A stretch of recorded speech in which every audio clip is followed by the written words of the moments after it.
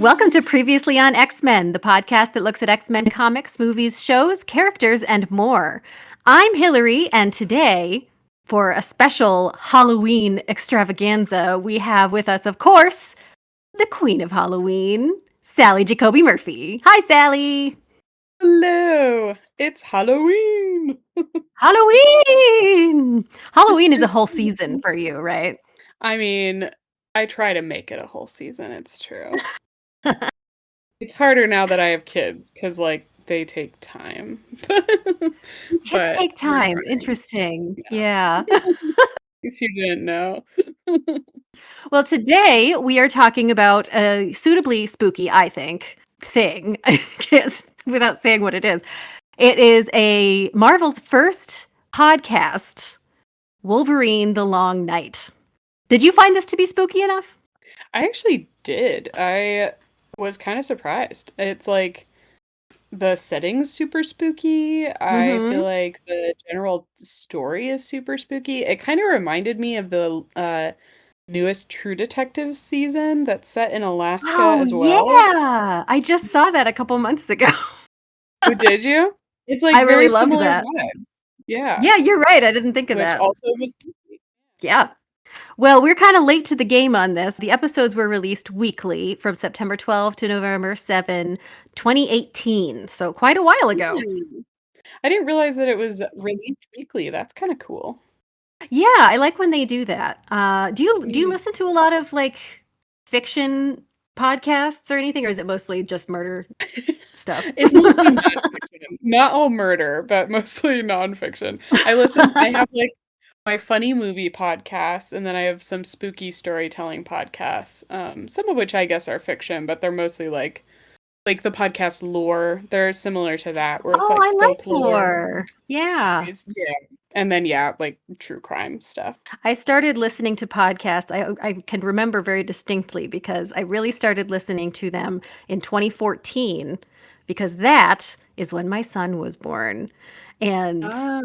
I am not great at just the sitting around at home with the baby thing. And so I had to get out of the house as much as I could. And so I would throw him in the stroller and just take him for long walks. And I would listen to podcasts. Hmm.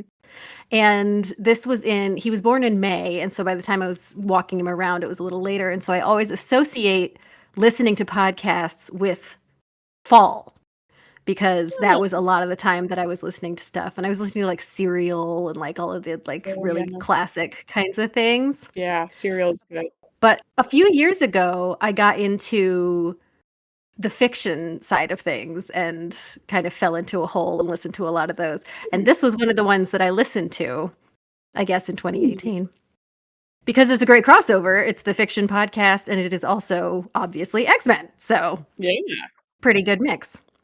Yeah. So, I said that this was Marvel's first podcast, and that is true, but they have done radio dramas before. Back in the 60s and 70s, they did some radio dramas, but this is their first scripted podcast. It was produced in partnership with Stitcher.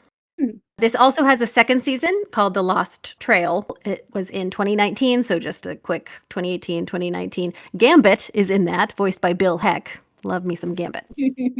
Since then, they have kind of accumulated a lot, like a good chunk of podcasts. Like there's one called Marvels, and there's a Wastelanders series, which is sort of each character has their own series within that banner. So they've just sort of gone with a whole bunch of these things. Hmm. The thing that's really striking about this one is that they recorded everything in, I think they call it three-dimensional sound. So they like have it so that you can hear everything around you as if you're in the moment. Hmm. And I saw some pictures of them recording, and they had, at least some of the time, they would have multiple actors outside recording, like on the scene kind Oh. of thing, like sitting down and recording so you could hear like around them, Huh. and they were together. So like a lot of the time audio stuff will just like people will just record by themselves and then they edit all together. But they did like groups of people Hmm. together outside. It's really cool to you should look up the pictures. It's fun to see. Oh, interesting. Yeah. The podcast was directed by Brandon Baker. It was written by Benjamin Percy, who is actually a comic book writer who's written several X-Men and Wolverine titles and currently is doing Red Hulk and Deadpool and Wolverine. We just did a Deadpool episode, actually, about the most recent movie. The cast is really strong in this, I think. There's Richard Armitage is playing Wolverine. He's done some other like live action stuff. He was Heinz Kruger in Captain America: The First Avenger. He was Thorin in the Hobbit trilogy. We have Cecilia Keenan Bolger as Agent Sally Pierce. She's one of the kind of the main lenses for the listener. Ato Asando is Agent Tad Marshall. He voices Mr. Terrific in the Justice League Crisis on Infinite Earths films. I like Mr. Terrific.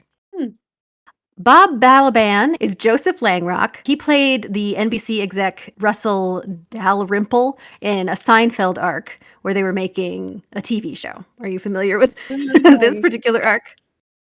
I The am. show about nothing. Funny. So he's in that. Scott Adsit is Sheriff Ridge. He's the voice of Baymax. Did you see the Baymax movies, Big Hero 6?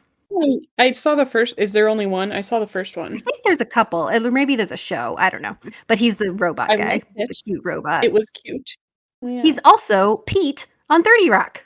Oh, which I also am familiar with. Also good. Last big name, or big character, I guess, is Brian Stokes Mitchell as Nicholas Prophet, aptly named. He's a Broadway star. And he also done voice acting on Pup Named Scooby-Doo, James Bond Jr., and Back to the Future. Not the movie, the cartoon. Good stuff. So now for we're going to do a new segment to the podcast, brand new, called the X-File segment, because X and X-Files. We also like the X-Files. We do like the X-Files. So this is just a little bit deeper on one of the voice actors here. Zoe Chow voices Mallory in this podcast. And what I find interesting about her is that in 2023, she was opposite Anthony Mackie in a sci-fi romance movie called If You Were the Last. Have you seen If You Were the Last? No. If you haven't, you should. I loved this movie. It's about two astronauts who they get lost in space, like they get launched into space and it drifts off. And the movie starts with everything, all of their surroundings being made of like cardboard and stuff and like really like heavily stylized. And then they're just sort of like living this life that they've settled into in their lost in space situation.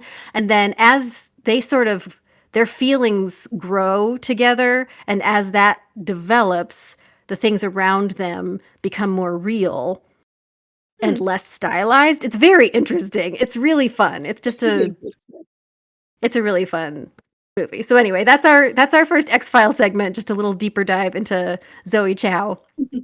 So now, The Long Night podcast. It's 10 episodes, and I wondered, Sally, if you would mind giving just a quick little rundown of what happens in this podcast. All right.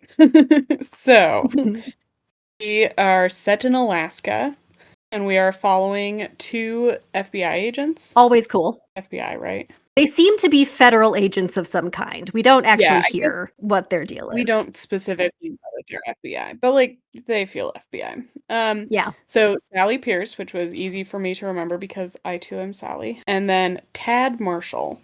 And they have come to Alaska because there are some mysterious deaths that have occurred.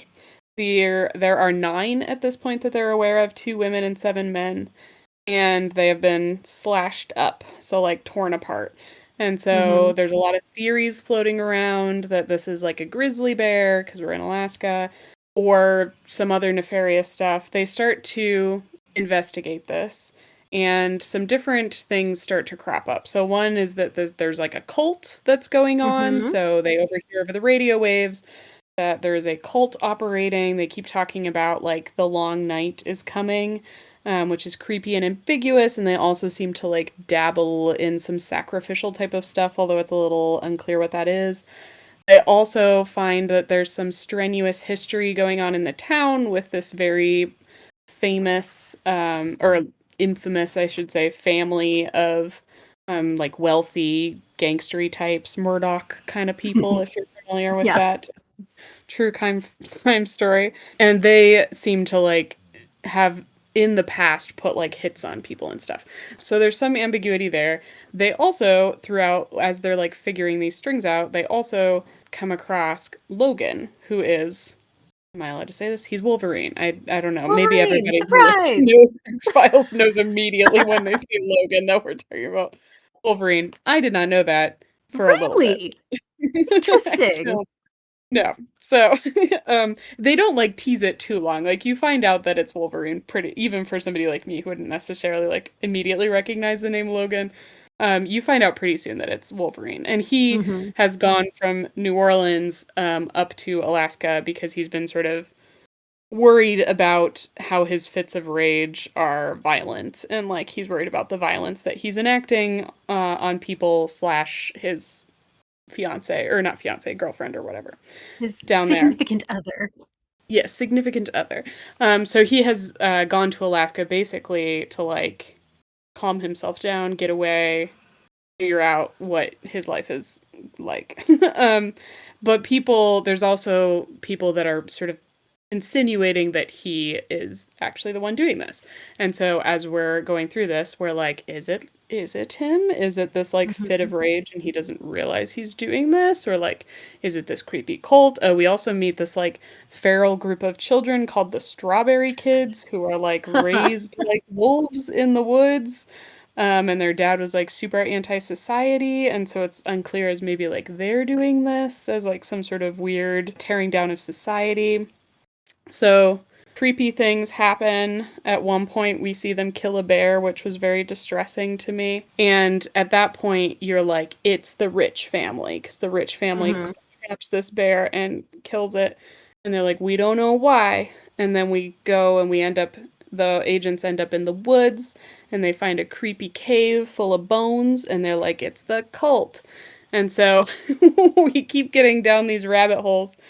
And then, spoiler alert, it turns out that it is indeed one of the Richies, and that he is actually a Wendigo. Wendigo. Thank you. Which Yes. apparently, so I looked up Wendigo because I'd heard of a Wendigo. It's a Yeah, I was native. wondering if that was something you would have known about. Yeah, but apparently, so like I'd heard about it a little bit, like it was sort of in the back of my brain, but apparently Wendigo, so it's a native creature, like a sort of Mhm. shapeshifter, but it also apparently shows up a lot in Marvel comics, which I did not Yes, it know. does. So Yes. that's a fun fact. So yes, so Yeah. we figure out that he is actually who is killing everyone. Which I thought was interesting because it's like you think that the killing is related to the rich family and their like Yeah. dealings and things, but then it's sort of like, yes, it is them, but it's because he's a weird monster. Yeah. Well, and they kind of like toy with that a little bit where they're like the kid is like, you made me this way, you made me a monster. And I think there is like a little bit of that, like, there is like these sort of rich monopolies of families that breed these really horrible people who like cause harm in Mhm. the world. Yep. But then, yeah, he's actually a literal It's a monster. metaphor. Well, the metaphor continues a little bit because I don't remember if they do this in The Long Night, but the story of the Wendigo is like you become a Wendigo if while in the in Canadian territory, and I mean this is it's Algonquin Hmm. mythology. Okay. So I don't know where the boundary technically is exactly because Fair. it predates Canada. But the point is, if while in Canada you consume human tissue, Oh, then you become a interesting. Wendigo. So then it Oh, sort of furthers the metaphor because it's like you're like consuming the right. people around you or Interesting. okay. So the Wendigo is in Marvel quite a lot. The first version of the Wendigo in Marvel appeared in Incredible Hulk number 161. This was back in 1973. It was created by Steve Englehart, who we interviewed on this podcast a while ago about his Beast comic. Wolverine also debuted in Incredible Hulk 180 and 181, and they have a big face-off. Like there's a big thing with Wolverine and Hulk and the Wendigo. So they have like a old, long-running Mm. kind of thing. Hmm.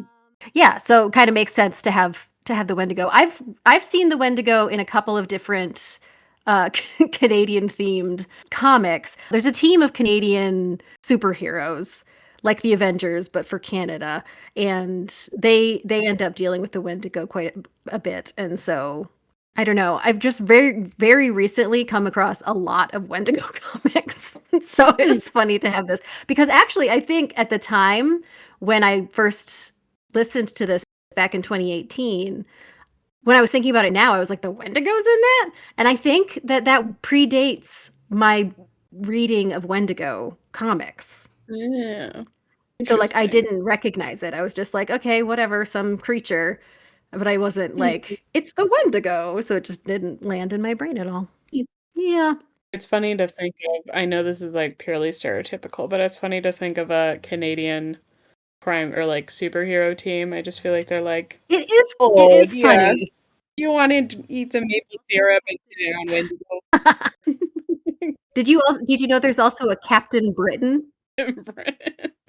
Nope. Yeah, there's Captain Britain, and there is so much lore. It's incredible. Like the Captain Britain stuff is pretty next level. It's nuts. That's hilarious. Amazing. So, Long Night, after it was a podcast, they did a graphic novel adaptation. So, how did you consume this story?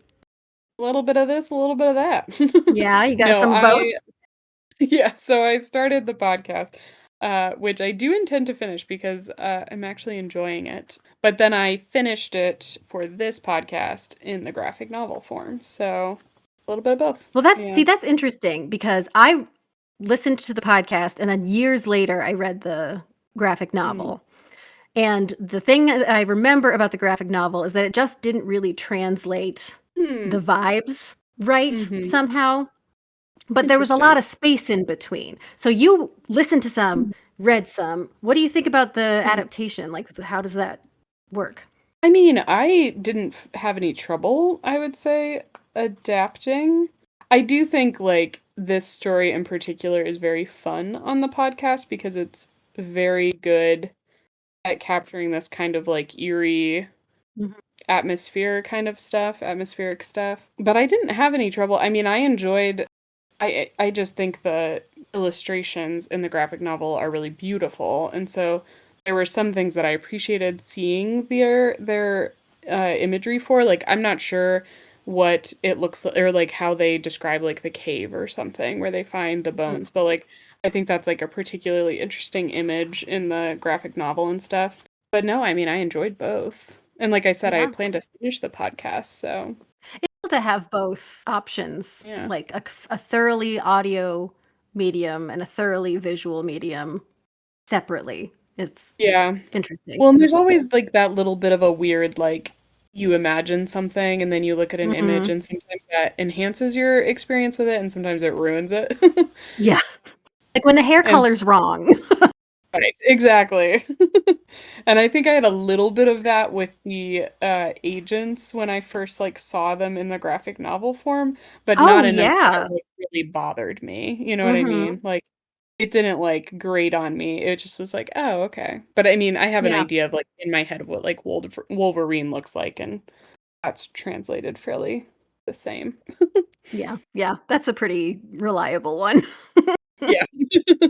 So about the podcast specifically, I was really struck by the silence Mm, in these episodes, and that's just like bringing up the audio production, I guess, of it mm, and how intentional they were about that. There's so many times where you just hear them walking in the woods for like a yeah. while. And I guess Yeah. that's going to like what you were saying about like building the atmosphere, because it really they really devote the time to like make Mm. you feel that, to feel like where they are, and also use that to draw you into that feeling of not being Eric's just popped in. Hello, Eric. Oh, I thought this was Nick doing a Halloween thing with Sally. It's me doing a Oh, Halloween thing with Sally. We're talking about Wolverine: The Long Night. oh, I haven't read. All right, never mind. I thought Nick was trying to get one up on me again. All right, Well, get out of here. all right. Bye. Have fun. Bye. Oh my Bye. gosh. I can't believe he hasn't listened to that. Yeah, I'm surprised. Anyway. Oh, yes, but to your point, I well, and you had said earlier about like, and I didn't know this, but they recorded it with folks in actual like depth perception, it sounds like. And that Yeah. does track because I was struck by there's like a sense of almost like hollowness, like almost like a yeah, like a three-dimensional space that you don't always Hmm. get on a particularly fiction podcast. You don't always get Yeah. that. And you do feel like that in that one, which is cool. A lot of things, I don't remember them doing it in this one, but a lot of podcasts that use this technology now will say like, if you're driving, just be aware that some noises might sound like they're actually happening, but Hmm. it's just the audio. They have to like warn you, because you're gonna think, and you do, like if it's a sound that's not very obviously part Mm. of the story, you can be like Yeah, looking behind you and like, what just did I drop you're something? right. Mm. Fair enough. I thought it was really cool, the storytelling, because you come into Wolverine, the podcast, thinking, you sort of assume he's going to be the main character, and he's not really. Yeah, Like, he's he's a not. crucial character, but you really are seeing it almost entirely from the agents. Hmm. And we didn't say, I don't know, does it not have it in the oh, should I spoil it for you? Do you know what the deal is with the agents? No? Oh, what shall I do? I can't Did I spoil it. miss it? Do they not put I'll leave something it. in here? No, no, no. It's fine. Don't think too hard. Okay. We'll leave that aside. But I really like the way that the agents are just separate from Wolverine, or for I guess Logan. I don't know that they call him Wolverine in it. But for basically the whole thing, and they're sort of like Yep. tracking him, and I think they interview him a couple times, but like it's a very separate thing. And I'm Mm. surprised at how successful that is for something that is, very, I mean, it's obviously marketed as a mutant X-Men thing, and so, you could be disappointed that it's not more heavy. I think maybe they say the word mutant once, but most of it is Yeah. very like reality based, but like eerie and weird. Yeah. I mean, I would say for somebody who is not as well versed in just like superhero Marvel, everything in general, I think this is a good sort of a bridge kind of thing. Like it's a good entry point for somebody who's like interested in the X-Men but like hasn't fully like felt like they understood them or could delve into them. Mhm. I think this is a particularly like accessible one. Partly for Yeah, that I was gonna reason. ask you about how that felt, like, as a non, even if you're not looking into X-Men, do you think, like, a person who just stumbled across this would have a good time? I think so. I mean, I think particularly in our culture, I think like you'd be hard pressed to find somebody who doesn't at least like know who Wolverine is in the ether. Yeah, Like, that's true. as particularly with these like new movies and stuff like that, like you know basically who he is, but if you don't know anything about him other than he's a Mhm. guy with claw hands, which is essentially what I know about him, That's all you this need to is know. still yeah, this is still like I get it. I didn't read this and think like, "Oh, I really need a backstory for that." Like, I Mhm. think it's pretty well fleshed out, Yeah. which is always good. How about as like a horror, like a mystery thing? How do you think it stacks up? Yeah, no, I mean, I would actually recommend this, I think, to people who like either mystery or horror. I think Mhm. it's pretty creepy and it's like genuinely intriguing. They Yeah. give you enough, I wouldn't even call them red herrings. I just think that there's enough complicated stuff happening in it that it makes it genuinely like a whodunit in a way that's kind of Yeah. fun to think about as you're reading it.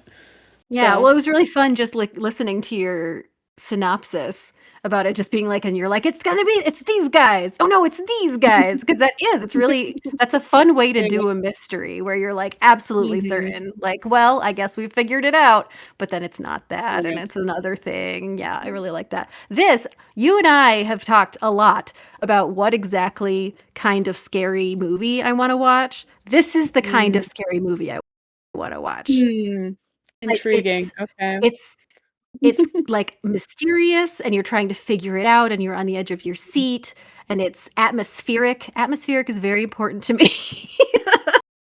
But it's Right. not too much. I don't know. I have a Right. very specific level of scary thing that I want. Yes.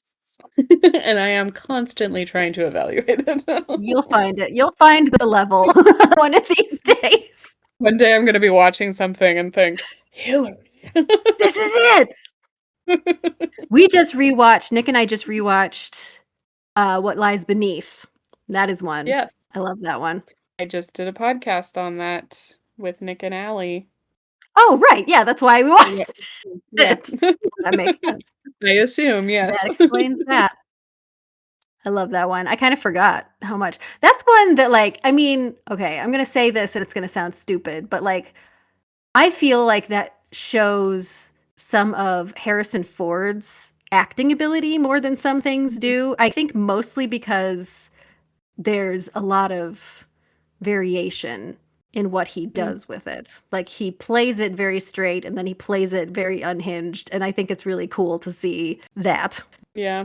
Well, and he doesn't get to play a villain very often, so Yeah, it's a fun thing to see that kind of unusual. How do you portray a crazy version of yourself?